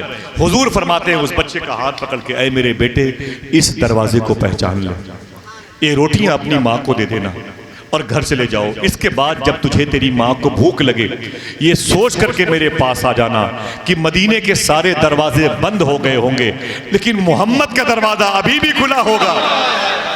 हाय हाय, वाह वाह, नारे तकबीर, अल्लाह अकबर, नारे रिसालत, नारे रिसालत, फैज़ाने सरकारे गौसुल आज़म। सुभान अल्लाह, सुभान अल्लाह, सुभान अल्लाह। इन्न दीन इंदल्लाहिल इस्लाम, सबसे बेहतर दीन। हाथों को डाके बोले बेटे ये सोच के चले आना कि मदीने के सारे दरवाजे बंद हो गए होंगे लेकिन हुजूर का दरवाजा खुला होगा। प्रोफेसर हामी गोरखपुरी ने कहा था ये रहमत का है दरवाजा, यहाँ ताला नहीं लगता, ये रहमत का है दरवाजा, यहाँ ताला नहीं लगता, खुला रहता है पांचों वक्त मैखाना मोहम्मद का। सुभान अल्लाह, सुभान खुला रहता है पांचों वक्त मैखाना मोहम्मद का, ये रहमत का है दरवाजा, यहाँ ताला नहीं लगता। वो बच्चा कहता है कि मैं रोटियां लेके रोता हुआ अपने घर वापस गया। जिनकी जिनकी माँ जिंदा है हाथों को उठाए, अपनी माँ का हाथ चूम करके घर से बाहर निकला करो। कितने लोग कल से ऐसा करेंगे? बोले बोले हाथों पर, जिनकी माएँ जिंदा हैं, ये बातें रिकॉर्ड हो रही हैं, जिनकी माएँ जिंदा हैं वो अपने माँ के हाथ चूम करके ही घर से बाहर निकलेंगे इंशाअल्लाह। इंशाअल्लाह कह दें। हाँ, मैं बातें करूंगा इंशाअल्लाह, बस ज़्यादा वक्त भी नहीं लेना चाहिए मुझको, आपको तकलीफ हो जाए। नाज शरीफ सुने जिससे दिल में लज्जत पैदा हो, मोहब्बत पैदा हो। चिश्तिया वर्ड के ज़रिए से पूरी दुनिया में लोग आपको देख रहे हैं, देखेंगे। आप भी गुफ्तगू सुनिएगा, कोई कमी हो तो मुझे बताइएगा। दुआ करें अल्लाह मुझे सच्ची तौबा की तौफीक बख्शे। वो बच्चा कहता है मैं रोटियां लेके कपड़े लेके घर वापस आ गया। जब घर वापस आया ना तो वो बच्चा कहता है कि मैंने अपनी माँ के करीब पहुंचा तो रोने लगा। माँ ने कहा बेटे रोता क्यों है, कहाँ से आया? तो बच्चा कहता है मैं उस जगह से आ रहा हूँ जहाँ जाने के बाद कोई वापस नहीं आता है। कहा बेटे कहाँ से? कहा उसी नबी के पास से आ रहा हूँ। बच्चा रो के बोला मेरी माँ मैं क्या बताऊँ वो कितना प्यारा है, मुझे जानते नहीं थे सीने से लगाया। सुभान अल्लाह। उनकी बातें खुशबूदार थी, उनका लहजा खुशबूदार था, उनके बदन से खुशबू आ रही थी। मुझ जैसे यतीम बच्चे को सीने से लगाया। मेरे सगे चचेरे भाइयों ने मेरे चेहरे पर थूका था, उसी नबी ने मुझे सीने से लगाया था, मुझे अपने हाथों से खाना खिलाया, तेरे बारे में पूछा तो तुझे रोटियां दी मेरी माँ। बच्चा रो के बोला अय मेरी माँ मैं क्या बताऊं, मैं 8-10 साल का हो गया, तेरे दुपट्टे के साए में मुझे इतनी उम्र में कभी सुकून इतना नहीं मिला जितना सुकून आमिना के लाल के साए में थोड़ी देर में मिल गया। सुभान अल्लाह, सुभान अल्लाह, सुभान अल्लाह, सुभान अल्लाह। इन्न दीन इंदल्लाहिल इस्लाम, सबसे बेहतर दीन इस्लाम। ना ना ना ऊंची बोले, सबसे बेहतर दीन इस्लाम। हाथों को उठा के बोले सबसे बेहतर दीन। कैसा इस्लाम? नफरत तो नहीं करेंगे इंशाअल्लाह। बड़ी मेहनत से जलसा किया, 2-2 रुपए लोग जमा करते हैं, भीख मांग मांग के देते हैं। माँ बहनें कहती हैं वो मेरे बच्चों की स्कूल के बस्ते के लिए पैसे नहीं है, नहीं फिर भी पैसे देने पड़ेंगे, उर्स बाबा का आ रहा है। वो माएँ अपने दुपट्टे से वो पैसे निकाल करके कमेटी वालों को दे देती हैं। बहुत सारे बच्चे ऐसे हैं खुदा की कसम जो जलसे में अपने जो वो नहीं होते जो गुल्लक जिसमें पैसे जमा करते मिट्टी के, उसको फोड़ देते हैं। तो माँ कहती बेटा इसे तूने तो लाया था कि ये अपनी पढ़ाई में पैसे लगाऊंगा। तो बच्चा कहता है कि मेरी पढ़ाई से ज्यादा हुजूर का जलसा कीमती, बाबा का उर्स से आने वाला है। ये मोहब्बतें हैं तो इससे कुछ सीखें भी आप बच्चों के और भाइयों के जज्बात को। बहुत सारी बूढ़ी माएँ ऐसी रहती ना, वो अपने पास 2-4 महीने से पैसे बचा बचा के रखती। जब जलसे वाले जाते हैं ना, अम्मा चंदा चंदा चंदा, तो कहती हैं ये 200 रुपए मेरी तरफ से है, ये 200 रुपए तेरे दादा की तरफ से, सुभान अल्लाह, ये 200 रुपए मेरी माँ की तरफ से, ये 200 रुपए मेरे बाप की तरफ से। वो पैसे निकाल के, वो मुड़े हुए पैसे रहते हैं, उसे चूम करके कमेटी वालों को देती है और दुपट्टे उठा के दुआ करती है अल्लाह इन पैसों को कबूल फरमा ले, मेरे माँ बाप की मेरे शौहर की अल्लाह मगफरत फरमा ले। अरे बच्चों कभी कुछ कम पड़े तो मुझे बताना। फिर ये भी कहती है बेटे कुछ कम पड़े पैसा तो मुझे बताना। हाँ, लेकिन बाबा का उर्स कायदे से होना चाहिए, बाबा के उर्स में धूम धूम होनी चाहिए। सुभान अल्लाह, क्या बात है। ये पैसे बर्बाद ना होने चाहिए, है कि नहीं? थोड़ी सी तालीम सीखना भी चाहिए, हमें कुछ सबक याद भी करना चाहिए। बच्चा कहता है मेरी माँ मैं इजाज़त नहीं ले रहा हूँ, ये रोटियाँ ये कपड़े तू ले ले, मैं इजाज़त नहीं मांगता, लेकिन ये बता रहा हूँ मेरी माँ मैं वापस जा रहा हूँ, ये रोटियां तू ले ले लेकिन मैं वापस जा रहा हूं। उसी नबी का कलमा पढ़ के उसी नबी की गुलामी अख्तियार करना चाहिए। मैं भी वो नारा लगाऊं दिल जिससे जिंदा है वो तमन्ना तुम्हें तो हो, हम जिसमें बस रहे हैं वो दुनिया तुम्हें तो हो, जो दस्तगीर है वो तुम्हारा ही हाथ है, जो डूबने न दे वो वसीला तुम्हें तो हो। दिल जिससे जिंदा है, और कौन है जमीन पर हमारा? ये वजीर आजम, ये अपनी जात के नहीं है। पहले सांस तो अटकने दो, फिर बाद में सुनिए कैसी अरबी बोलते हैं, हा हा लादरी हा, पता चलेगा। सारे जुल्म का हिसाब मांगा जाएगा इंशाअल्लाह, समझ रहे हैं? एक एक सांस का हिसाब दिया जाएगा, और ये दे नहीं पाएंगे, देना पड़ेगा। समझे आप? दुआ करो अल्लाह इनके दिलों में इस्लाम का नूर अता फरमाए, आमीन। इनके दिलों में मोहब्बत पैदा फरमाए। ये 4-5 साल की टूटी हुई कुर्सी पे कब्जा करने के लिए बहन को बहन से अलग कर दिया गया, भाई को भाई से अलग कर दिया गया। पूरा हिंदुस्तान का निजाम बर्बाद कर दिया लोगों ने 4-5 साल की टूटी हुई सड़ी कुर्सी पर कब्जा करने के लिए। कुर्सी तो वो थी जिसे गरीब नवाज सरकार ने ले 900 साल से कोई उनके पाए को नहीं हिला पाया। हर जाने वाला यही कहता है, या गरीब नवाज तेरा दयार है दारुल सलाम या खाजा, तजल्लिया है नहीं सुबह शाम या खाजा, ना फिक्रे मैं ना गमे जाम तेरे मस्तों को, तेरी निगाह से चलता है काम या खाजा। बड़े बड़े सांसद, बड़े बड़े विधायक, बड़े बड़े मंत्री सब मुंह धुल करके गरीब नवाज की बारगाह में मुंह हाथ धुल करके जाते हैं, अपने स्टेटस की सर्टिफिकेट को कूड़ेदान में डाल के जाते हैं, गरीब नवाज की बारगाह में फकीर बन के जाते हैं। ये दिल्ली पे कब्जा किए हुए ये बादशाहत नहीं, बादशाहत गरीब नवाज की है। बादशाहत मेरे आका सैयदना शेख हुजूर गौसे आजम, सबसे बेहतर दीन। एक बात बता दूं, थक तो नहीं गए आप? आज आपके चेहरे से पसीने निकले हैं, मेरे भी चेहरे से गर्मी, अल्लाह का शुक्र है, लेकिन हो सकता है यही पसीने के कतरे हुजूर के जिक्र की गवाही दें इंशाअल्लाह। दुआ करो ये हमेशा बाकी रहे, ताज़ा रहे, खुश्क न होने। सुभान अल्लाह। जहाँ जहाँ से मेरे भाई यहाँ पर आए हुए हैं, इब्राहिमपुर है और महमूदपुर है, ये खरगापुर है और जमीयत का पूरा तो है ये माशाल्लाह। और माशाल्लाह कहाँ कहाँ से, उधर सुराव के करीब से लोग आए हुए हैं, सुल्तानपुर अकबर के पास है, हदगवां वगैरह से कहाँ कहाँ से। अल्लाह सबकी हाजिरी कबूल फरमा ले। देखिए हुजूर ने कैसा इस्लाम लॉन्च किया है, कोई दिक्कत नहीं हो रही है। एक बात बताता हूँ भाई, देखिए जल्दी खत्म, नाते सुननी है। मेरे आका सल्लल्लाहु अलैहि वसल्लम अपने गुलामों के साथ तशरीफ फरमाते, एक मेहमान आया, पहली मरतबे मदीने में आया था। सुने आप, मेहमान आया तो हुजूर की बारगाह में हुजूर की ज़ियारत की। हुजूर ने फरमाया कि कहाँ से, बताया कि फलां शहर से आ रहा हूँ। हुजूर ने फरमाया खाना वगैरह खाए हो? तो वो कहता है भूख बहुत लगी है। मैं खाने की मिसाल बता देता हूँ और मिसाल के ताज़ा सच्चे वाक़यात हैं। फरमाया भूख बहुत लगी है। मेरे आका ने अपने गुलामों से फरमाया, सुनो कौन है जो मेरे इस मेहमान को खाना खिला के जन्नत ले ले? कौन है जो इस मुसाफिर को खाना खिला के जन्नत में अपना ठिकाना बनाए? बात समझ गए ना भाई? हुजूर फरमाते कौन है जो इसे खाना खिला के जन्नत में जाना चाहता है। एक सहाबी थे, वो खड़े हो गए और वो बड़े गरीब सहाबी थे। बोले आका अगर इजाजत दें तो इन्हें खाना मैं खिला दूं। तो हुजूर फरमाते जाओ इन्हें खाना खिलाओ और जन्नत ले लो, जन्नत ले लो, जन्नत ले लो। सुभान अल्लाह। मदीने की मोहब्बत रहेगी दिल में तो ये कहोगे नज़ारा खुल्द में अब इससे बढ़ के और क्या होगा, वही देखूंगा जन्नत में जो देखा है मदीने में। जन्नत में सुभान अल्लाह। वो अपने मेहमान को यानी हुजूर के मेहमान को लेकर के वो अपने घर गए। बोले आप दरवाजे पर खड़े रहें, आप दरवाजे पर खड़े रहें, मैं अपनी बीवी से पूछूं कि खाना कहाँ रखा। वो चले गए, अंदर गए तो बीवी ने कहा खाना निकालूं? बोले ना ना ना, हुजूर का एक मेहमान साथ में आया है। तो बीवी ने कहा फिर उसे क्यों लाए हो? एक खुराक खाना कुल है, मैंने सोचा था मैं भूखी सो जाऊंगी लेकिन मैं अपने शौहर को पेट भर खिला के सुलाऊंगा। औरतों का दिल बड़ा नाजुक होता है कि नहीं? कितनी पासदारी होती है ना, शौहर खाना खाता रहता है, ये बैठ के पंखे झलती रहती है।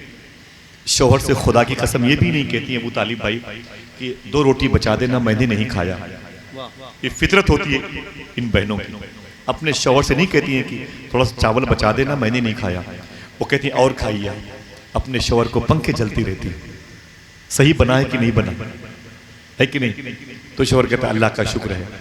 वो ये बताती नहीं कि मैंने अपना हिस्सा निकाला नहीं है, और खा ले, 1 चपाती और खा ले। वही 1 चपाती थी जो अगर बच जाती तो बीवी के काम आती। जब शौहर पेट भर खा लेता है, थोड़ा सा चावल बचता है, तो शौहर बाद में पूछता तुमने खा लिया? तो वो कहती हाँ हमने अभी अभी खा लिया। रोटी? कहा कि मुझे भूख ज़्यादा नहीं लगी थी, बस थोड़ा सा चावल ले लिया था। अपने घर की गरीबी को छुपा लेती है। ये माँ की सिफत है जो बीवी के हिस्से में आ जाती है कि नहीं? गैरतमंद लोगों के यहाँ लेकिन कभी उनसे पूछे कि आपने खाना खाया तो उनका अमल क्या होता है। ज़हीर भाई, वो राना साहब का एक शेर मुझे याद आया उन्होंने कहा था जब कोई हसास होता ना आशिक रसूल अपने गरीबी को छुपाता है ना, और कोई पूछता भाई खाना पीना खा लिया आपने, तो उसका अमल क्या होता है। शायर ने कहा था कि जो अश्क गूंगे थे वो अर्ज़े हाल करने लगे, जो अश्क गूंगे थे वो अर्ज़े हाल करने लगे, हमारे बच्चे हम ही से सवाल करने लगे। अब शेर समझना आपकी जिम्मेदारी है कि शिकम की आग में जलने दिया न इज्जत को, किसी ने पूछ लिया तो खिलाल करने लगे। हाय हाय, शिकम की आग में अल्लाह किसी ने पूछ लिया तो खिलाल, क्या मतलब भूख बहुत लगी हुई थी, किसी ने पूछा कि भाई खाना खाए हो, तो हमने जवाब नहीं दिया, फौरन खिलाल करने लगे। वो समझ गया अच्छा खाना नहीं है तो गोश्त खा के आ गया। शिकम की आग में जलने दिया न इज्जत को, खिलाल करके छुपा लिया अपने घर की गरीबी को। अल्लाह अल्लाह। बीवी ने कहा मेरे शौहर एक खुराक खाना है, तो सोचा था कि आप खा लेंगे, मैं भूखी सो जाऊंगी। बोले ना, हुजूर का मेहमान है, हुजूर ने फरमाया था जो इसे पेट भर खिलाएगा वो जन्नत में जाएगा। तो बीवी ने कहा फिर तो ठीक है, मेहमान से कह दो कि वो आके खाना खा ले, निकाल देती। मेहमान के लिए खाना लगा दिया गया। मेहमान ने कहा आप भी खाएं, उस हुजूर के गुलाम से, सहाबी से, आप भी खाएं। तो मालूम है हुजूर के गुलाम ने कहा नहीं नहीं आप खा लें पेट भर, बस मैं भी समझ लो खा लिया। बोले नहीं नहीं नहीं नहीं, नहीं बगैर आपके मैं नहीं खाऊंगा। और खाना बोलो भाई एक खुराक खाना। अब खाने वाले बीवी को छोड़ के दो। मेहमान ने कहा बगैर आपके मैं खाना नहीं खाऊंगा। और रात का वक्त था, बीवी से पूछा क्या करूं, मेहमान तो जिद पे अड़ा हुआ है कि बगैर आपके खाना नहीं खाऊंगा, खाना नहीं खाऊंगा, खाना नहीं खाऊंगा, अब क्या करूं। तो बीवी और शौहर मिल करके एक नतीजा निकालते हैं। यही वो नतीजा है जिसे अल्ताफ हुसैन हाली ने नुस्खे कीमिया कहा। यही वो चीज है जो सोहबत रसूल से हासिल है। यही वो चीज है जो सिर्फ इस्लाम का हिस्सा है, सिर्फ इस्लाम के दामन में है। मियाँ बीवी ने मशवरा किया, ऐसा करते हैं ना कि तुम भी बैठ जाओ वो भी बैठ जाए। मिसाल के तौर पर डोंगे में सालन निकाल देते हैं, एक प्लेट तुम्हारे सामने एक उसके सामने रख देते हैं, 2 रोटियां रख देते हैं, थोड़ा चावल रख देते हैं।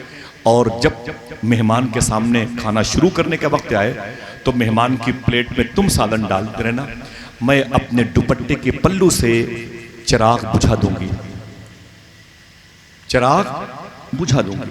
जब चिराग बुझ जाएगा तो मेहमान खाना खाना शुरू कर देगा और तुम मुंह डुलाते रहना, मेहमान को खिलाते रहना। तुम मुंह डुलाते रहना, खटखुट करते रहना और मेहमान को खिलाते रहना। कतान मेहमान को एहसास न हो कि मेरे सामने बैठने वाला मेरा मेहमान खा नहीं रहा है। तुम बस प्लेट में यूं करना, खटखुट करके अपने मुंह को गोला करके डुलाते रहना और मेहमान को पेट भर खिलाते रहना। जब मेहमान पेट भर खा लिया, एक खुराक खाना मेहमान अकेले अंधेरे में खा लिया, जब उसका पेट भर गया तो किसी न किसी बहाने से चिराग जलाया गया, प्लेटें बीवी ने हटा ली, बर्तन हटा लिए, मेहमान खा के वापस चला गया। जहां आराम करने का मामला था आराम कर लिया। ये दोनों मियाँ बीवी शुक्र के सजदे अदा करने लगे। ऐ मेरे मौला, अगर ये नेमत मैंने खा लिया होता तो शायद मुझे इतना सुकून न मिलता जितना सुकून मुझे खिला के मिला है। किसी ने पूछा ये कौन सा सिस्टम है, आवाज आई यही इस्लाम है। इन्ना दीन इंदल्लाहि इस्लाम, बेशक सबसे बेहतर दीन इस्लाम। ऊंची बोले सबसे बेहतर दीन। कोई दिक्कत तो नहीं, हम तो ऐसा नहीं करते हैं। अगर शादियों में जाते हैं, बुरा ना माने हम और आप दोनों, अगर डोंगे में सालन आता है ना तो ऐसे लोग भी हैं जो सारी बोटियां निकाल के अपनी प्लेट पे रख देते हैं। मेरे दोस्त, मैं तुझसे हाथ जोड़ता हूं, ये कौन सा तरीका है? ये तरीका इस्लाम के खिलाफ है।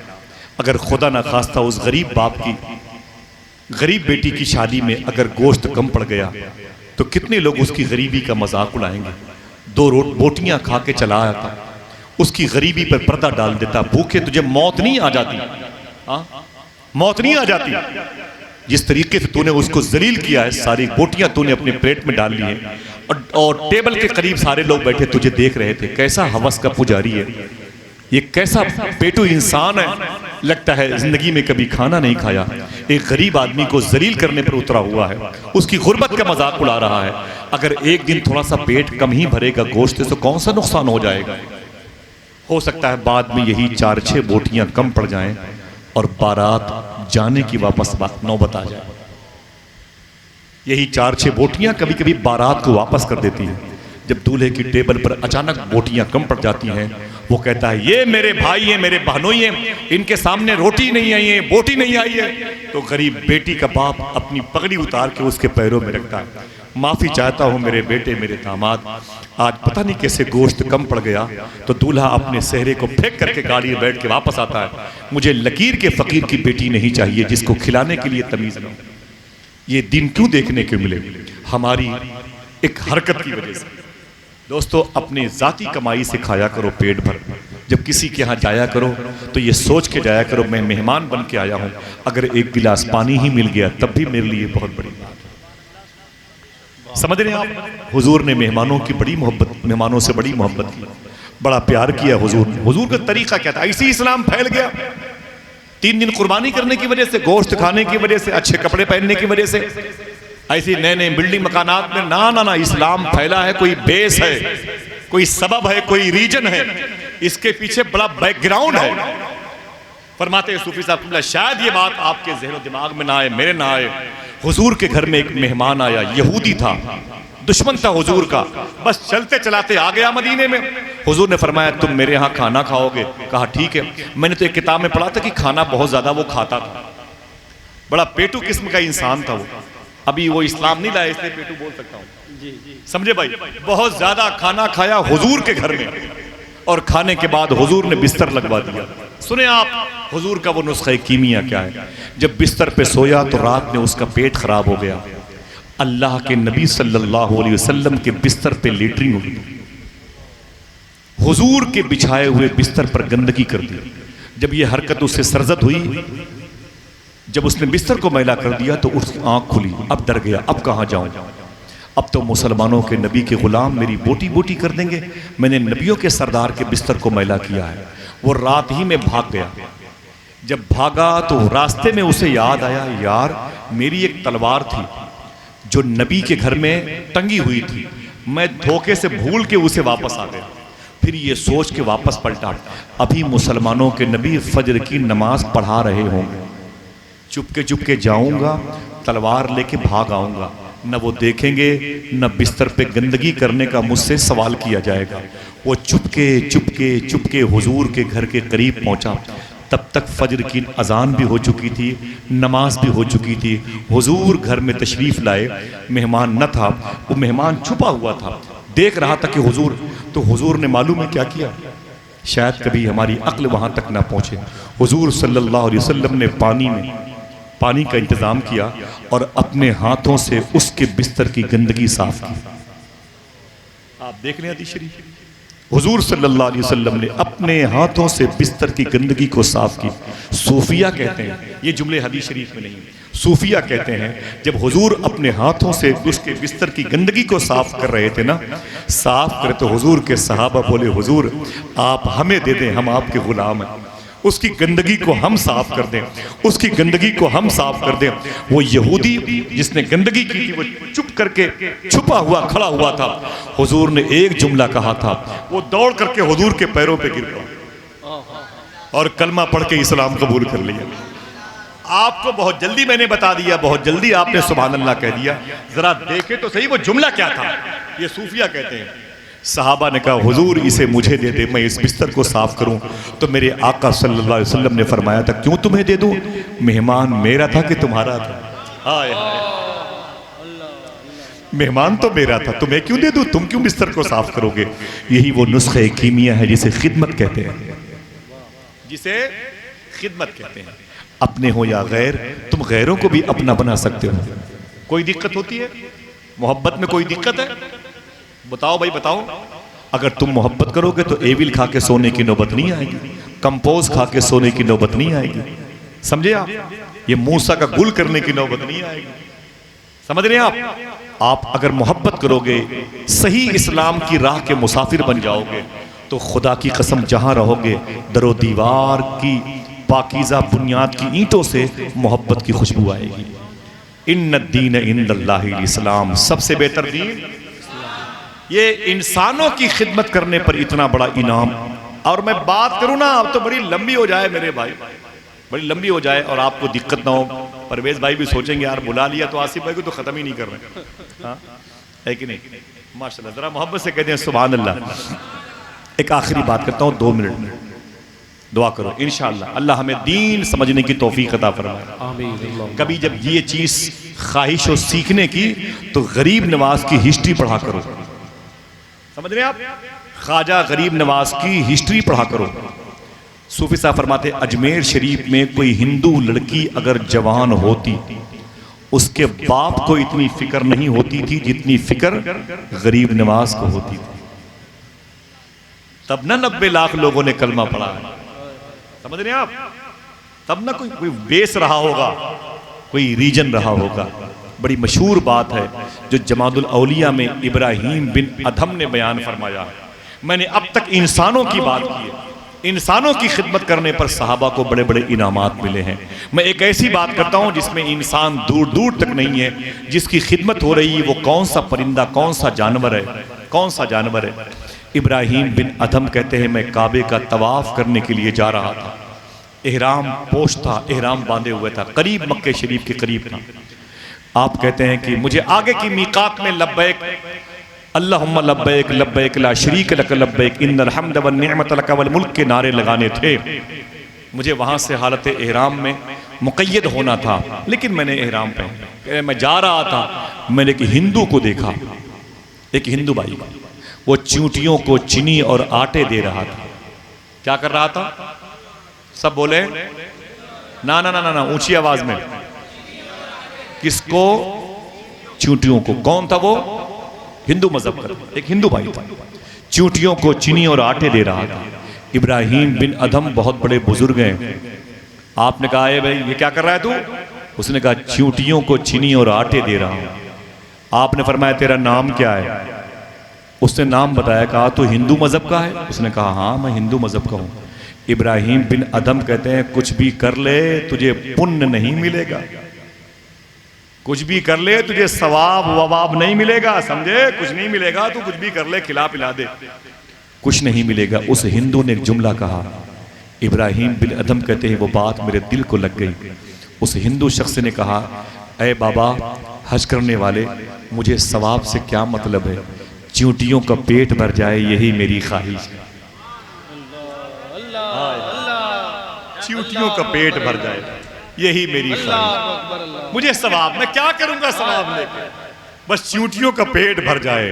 भूलना नहीं, हाथों को उठा के बोलो, भूलना नहीं, हाथों को उठा के बोलो भाई, इस बात को भूलना नहीं। इंशाअल्लाह बोले, इंशाअल्लाह। इसको लॉन्च करो मेरे भाई, लॉन्च करो यार। हाँ 50 रुपए की स्प्राइट की बोतल लेकर के और खड़े खड़े पी लेते हो। कभी छोटी बोतल लेकर के 20 रुपए का पार्ले बिस्कुट कहीं किसी दुकान के पीछे तोड़ करके डाल दिया करो, 10-20 चींटियों का पेट भर जाए। समझ रहे हैं आप? माँ बीमार हो तो सूफी साहब कहते हैं 200 रुपए का यही फ्रूटी का 10 रुपए वाला पैकेज लेकर के, फ्रूटी का 200 रुपए का 20 का आता, 200 रुपए का 20 आएगा, लेकर के चौराहे पर खड़े हो जाया करो।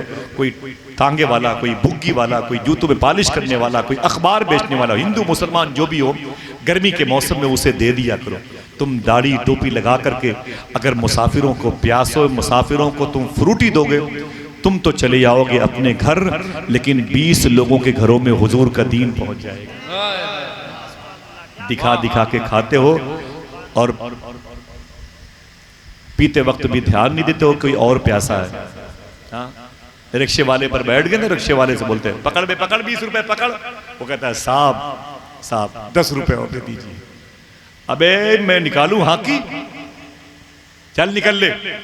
अरे 20 हाकी मारूंगा दिमाग खराब हो जाएगा। रिक्शा वाला आंसू पोंछता है। लोग कहते हैं वो रुमाल में पसीने पोंछ रहा था, ना ना वो आंसू पोंछता है। जब घर से निकला था तो उसकी बेटी ने कहा था कि अब्बू, वो पड़ोस में पैसे वाले एक साहब हैं, उनके बाप ने अपनी बेटी के लिए बहुत अच्छी डॉट पेन लाई है, अब्बू मेरे लिए भी एक कलम लेके आना। तो बेटा कहता है अब्बू मेरे लिए गुल्लैया लेके आना। मेरे लिए 2 आम लेना अब्बू, मेरे घर पे आम नहीं है। तो रिक्शा चलाने वाला जब रिक्शा चलाता है तो वल्लाही लजीम वो पेंडल वो नहीं मारता, उसकी बेटियों की ख्वाहिश है जो उसके सीने पर पत्थर का सिल बन के रहती है और जिसकी मजबूरी में उसका पैर हरकत करता रहता है, उसका पैर हरकत करता रहता है और मजबूरी है वो रिक्शा चलाता रहता है, सोचता रहता है अगर भाई ने 25 दिया तो 5 की गुल्लैया आएगी, 10 रुपए की डॉट पेन आएगी, 10 रुपए बीवी को दूंगा। अगर मेरे भाई ने 30 रुपए दिया तो 5 रुपए का एक आम लूंगा, आधा किलो अमरूद लूंगा, मैं अपनी बेटी को दूंगा। अगर भाई ने 5 और बढ़ा दिए तो मेरे अपने बच्चे गुब्बारे याद कर रहे थे, गुब्बारे खरीद के दूंगा। वो सोचता रहता है इन्हीं ख्वाबों में कि आरजुओं का पत्थर उसके सर पे रखा होता है, पैंडल चलती रहती है। जैसे वो मंजिल पर पहुंचते हैं हम उसे गाली दे के बोलते हैं अबे खड़ा कर दे यहीं पे रिक्शा, रोक, डांट के बोलते जी साहब, वो रोक देता है। जेब से फटी हुई वो 20 रुपए की नोट जिसे पेट्रोल पंप वाले भी नहीं लेते, वो निकाल कर पकड़ इसको, तो कहते साहब 20 रुपए, वो भी फटी हुई है। तो कहते हाँकी से मारूंगा, हाँकी से मारूंगा, साले मेरे मोहल्ले से निकल जाओ। और फिर आगे चल करके हम उसी के सामने गए, परचून की बड़ी दुकान पर गए, बाहर बड़ा सा फ्रिज रखा हुआ था, हमने खोले और 2 स्प्राइट ली, एक अपने आप को एक दोस्त को दिया, पीले पीले उसी रिक्शे वाले के सामने हमने खड़े खड़े स्प्राइट, थम्स अप, माजा, फ्रूटी पीना शुरू कर दिया। हम तो फ्रूटी पीते रहे, रिक्शा वाला करीब में कोई नल ढूंढ रहा था। जब नल न मिला तो एक ड्रम में पानी रखा हुआ था जिसमें लोग हाथ धुलते हैं, रिक्शा वाला वहीं गया, उसी प्लास्टिक के डिब्बे से उसने उसमें अपना डिब्बू डाल के पानी निकाला और अपने मुंह को दिला, अपने आंसुओं को दिला और फिर उसी पानी को चुल्लू लगा के पिया। उसे प्यास लगी थी, वो भी चाहता कि 5 रुपए का बिस्किट लेके खा लेता है, लेकिन जानता था कि मेरी बेटी मेरे घर में इंतजार कर रही है। ये 5 रुपए नहीं, मेरी बेटी की ख्वाहिशों के जनाजे जो मुझे अपने पास रखने हैं संभाल करके। एक हम है कि उसके सामने स्प्राइट पीते रहे और उसे गालियां देते रहे। ये सारे गरीब लोग तो जमीन पर बोझ बन गए। अरे अमीर बाप के अमीर बेटे, अगर ये गरीब न होते तुझे अमीर कौन कहता? समझ रहे हैं आप? अगर ये गरीब न होते तुझे अमीर कौन कहता? तेरी अमीरी सलामत है गरीबों की वजह से। इन्हें नफरत की निगाह से मत देख, वरना बड़े बड़े सेठों को कटोरा लेके रोड पर भीख मांगते हुए देखा गया। बात मुझे खत्म करनी थी यहीं पर। दुआ करो ये मोहब्बत पैदा होगी नहीं होगी इंशाअल्लाह। ये चूंटी यार, चूंटी की औकात क्या है मेरे और आपके लिए। क्या प्यारी बात कही सूफी साहब ने। एक चूंटी बिल से निकलती है, अबू तालिब भाई, असगर भाई, बिल से निकलती है और बहुत शान से जमीन पे चलती है। है कोई संसद, है कोई ऐसा विधायक जो उस चूंटी से कह दे चूंटी इस इलाके का मैं विधायक हूं, प्रधान हूं, बीडीसी हूं, चेयरमैन हूं, संसद हूं, रुक रुक रुक रुक। चूंटी रुक सकती है? फरमाते हैं सूफी साहब, चूंटी रुक सकती है? नहीं रुक सकती। वो चूंटी यही बोलेगी, ए मर्द सुन, मुझे अपनी उंगलियों में उठा के मसल सकता है, अपने पैरों से मुझे मार सकता है, तुझे ये अथॉरिटी मिली है, तू मुझे खत्म कर सकता है, लेकिन तेरे कहने से नहीं रुकूंगी, उसी के कहने से चल रही हूं, उसी के कहने से रुकूंगी। हाय हाय हाय, जिसने मुझे तेरी बात पे तू मुझे खिलाता है, चूंटिया के तू मुझे पिलाता है, तू ये 2.5-3 फीट पानी की वो धारें जो 3-3 फीट दीवारों पर कब्जा कर लेती है। लोग मेरे यहाँ घुटने पर पानी भरा हुआ है। 2 महीना पहले कहते वाटर लेवल, बोले बहुत नीचे चला गया। एक ही बारिश में 3 फीट वाटर लेवल ऊपर आ गया। यानी पानी अगर गिरता है तो जमीन में 70 फीट तक पानी की नमी महसूस होती है। ठीक है, सही है कि नहीं भाई? अगर पानी ज्यादा बरसा तो तकरीबन और ज्यादा गहराई तक पानी की नमी महसूस होती है। ठीक है, 70 फीट तक 2 बारिश का पानी अपनी नमी का एहसास दिला देता है।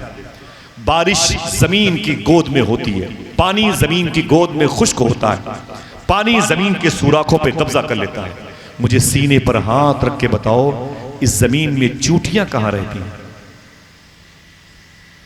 आप कहोगे इसी जमीन के नीचे सुराख में बिलों में रहती हैं। बारिश के दिनों में ये बिल ये सुराख क्या पानी के सैलाब से, बारिश के कतरों से, मौसम 12 में क्या उनकी सुराख बिलों में जो चींटियां रहती हैं वो जिंदा रहती हैं?